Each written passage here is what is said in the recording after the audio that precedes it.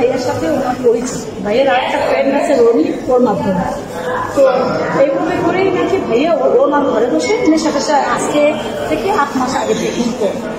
তো ওই দিন আবার কিভাবে যেন মহিলা জানতে পারছেন ভাইয়া বেশ কিছু টাকা নিয়ে বের হয়েছে মাল ফেলবে, কারণ মহিলা ওরা ডেকেছিল বিকালে। ভাইয়া আবার ওর অন্য একটা বন্ধুর সাথে ছিল, তখন বলছেন আজকে আমি কারখানার মাল কিনবো, আজকে আমি আসতে পারবো। তো ও বুঝতে পারছে ভাইয়ের কাছে টাকা আসতে আসতেছে, তখন ভাইয়ারে নিয়ে বলছে আমি অসুস্থ, মেদিনীবাই আসে। তো ও ভাইয়া মেদিনীবাই গেছে। মেদিনীবাই মানে অনেকে দেখছে যে ওরা ছিল মেদিনীবাই দিয়ে, আবার ও বললো কি চলো বাসায়। কিছুক্ষণ আগে যে মারা গেল উনি আমার ফ্রেন্ডের বড় ভাই, ছোটবেলা থেকে একসাথে ফ্রেন্ড হলো, দেখা যায় ভাইয়ের চেয়েও বেশি সম্পর্ক। আমার প্রশ্ন হলো, মানে আমরা এত বড় একটা জুলাই বিপ্লবের মাধ্যমে একটা দেশ স্বাধীন গণতন্ত্র ফিরিয়ে আনার জন্য, দেশের প্রতিটি নাগরিকের অধিকার ফিরিয়ে আনার জন্য আমরা একটা দেশে লড়াই করলাম। আমার ভাই নাই, মনে করেন বোন নাই, কিছু নাই, কিন্তু আমি এক জায়গা আমার একটা অ্যাসাল্টেড হইলো, সেখানে স্পটে আমি 3টা লোক অ্যারেস্ট হইলো, যারা ভিকটিম, যারা পুলিশ আঘাত করলো তারা অ্যারেস্ট হইলো। তারা কিভাবে 2 ঘন্টার মধ্যে আবার সেই আইনি দ্বারা বেরোয় গেল। আমার প্রশ্ন হলো, আইনি লোককে যদি বলে যে তারা মামলা করে নাই, আমি মামলা করেন, কিন্তু রাষ্ট্রের প্রত্যেকটা নাগরিকের এজে আমি একজন যদি দেশের নাগরিক হই, তাহলে তো আমার আইনি অধিকার পাবো দায়িত্ব।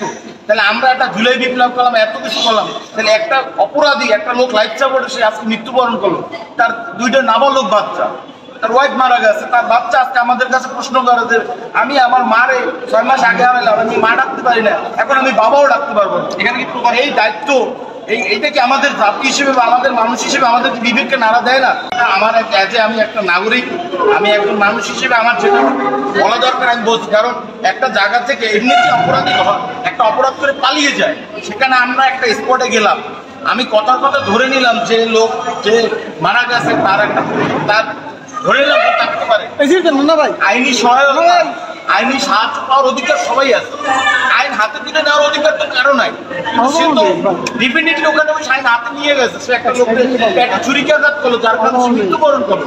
তাহলে সেই লোক আমরা কিভাবে ছেড়েছি? আবার আমি যদি আইনি লোক আমাকে বলে যে তারা মামলা করে না, আমি মামলা করি নাই, কিন্তু রাষ্ট্রীয় নাগরিক হিসেবে তো আমার আইনি সাহায্য পাওয়ার অধিকার আছে। সে আইন কোন অধিকারে তুলে নিল, সেটা তো আইনি লোক প্রশ্ন করবে। নতুল্লাবাদে আল্লাহদান হোটেল আছে, ওইটার প্রোপাইটার আছে শওকত মোল্লা, তার মেয়ে আছে শান্তা, তার বিয়ে হয়েছিল অন্যত্র, স্বামী ডিভোর্স, একটা বাচ্চা আছে।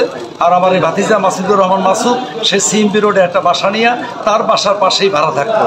ওইভাবেই তার সাথে সম্পর্ক। আমার ভাইস্তারও ওয়াইফ নাই, ক্যান্সারে মারা গেছে আজকে থেকে 9 মাস আগে। তার 2টা মাসুম সন্তান আছে।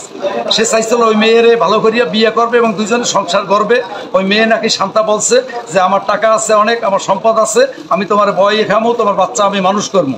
এইভাবে তাদের সাথে একটা সম্পর্ক। এবং সে গত পরশুদিন এক কোম্পানিতে চাকরি করতো, সেইখানের মাল নিতে আসছে প্রায় 1.5 লাখ থেকে 1,60,000 টাকা, এবং তার বেসিক তার 15,000 টাকা বেতনের টাকাও পকেটে, টাচ মোবাইলে পকেটে। তারা ওই 10 তারিখে শান্তা ফোন করছে যে আমি শারীরিক অসুস্থ, মাসুদ তুমি তাড়াতাড়ি আমার মেডিনোবাই আসো।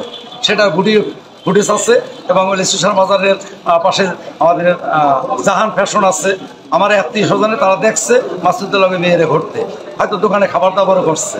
বিদায় নিয়ে রাত্রে বাসায় গেছে, হয়তো উভয়ের মাধ্যমে কথা হয়েছে যে আমি রাত্রে বাসায় আসবো। অনেক যখনই মাসুদ ফোনে কল করছে যে শান্তা আমি কি বাসায় আসবো, তখনই কইছে বাসায় আসো।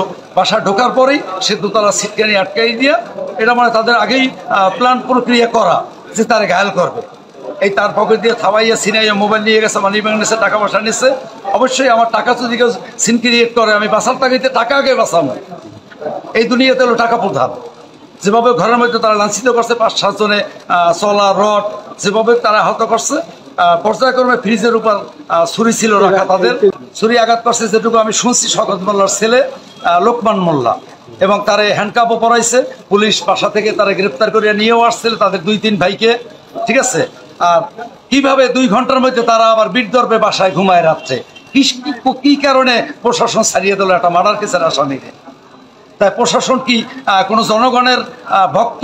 বিভাগীয় কমিশনার স্যারও বলে, ডিআইজি স্যারও বলে, ডিসি সাহেব বলে জনগণই সব কিছুর সম্পদের মালিক। প্রধানমন্ত্রীও সাবেক বলে গেছে জনগণই সব কিছু বাংলাদেশের। জনগণের তো 5 পায়ের মূল্য নাই বাংলাদেশে, জনগণের তো বাঁচার অধিকার নাই, জনগণের তো কথা কওয়ার অধিকার নাই। আইনি প্রক্রিয়ায় যদি টাকা দিয়া জামিন কেনা যায়, আদালতকে না যায়, আমি মার্ডার করবো, আপনাকে 3 দিনের মধ্যে আমার জামিন রিলিজ, তাহলে আমার বেধরক সেখানে হুমকি, আমার থাকাটা দায় এলাকায়। এই যদি হয় দুনিয়ার অবস্থা, আমরা দৃষ্টান্তমূলক শাস্তি চাই। আইন যদি বাংলাদেশে থাইকে থাকে, সে আইনের প্রক্রিয়া যেটা বিচার আছে তাতেই আমরা খুশি। হ্যাঁ, মামলা হয়েছে তো অলরেডি। হত্যা মামলা হয়েছে না? মামলা নিয়েছে, হ্যাঁ হ্যাঁ। প্রথমবার কি এরা সালিশ মীমাংসায় বসছিল? না, প্রথমবার হলো তাদের কোনো অভিযোগ ছিল না। প্রথমবার সালিশ মীমাংসা এরকম বলছে আমার কোনো অভিযোগ নেই, কিন্তু অন্য একটা সম্পর্ক আছে, এটা বাদ দিয়ে দেয়। কি 1 নম্বর এখানে কি লোকমান না ওই মেয়েটা? 1 নম্বরের লোক না। 1 নম্বরে লোকমান না, আর 2 নম্বরে মেয়েটা? 2 নম্বরে শান্তা মনে হয়।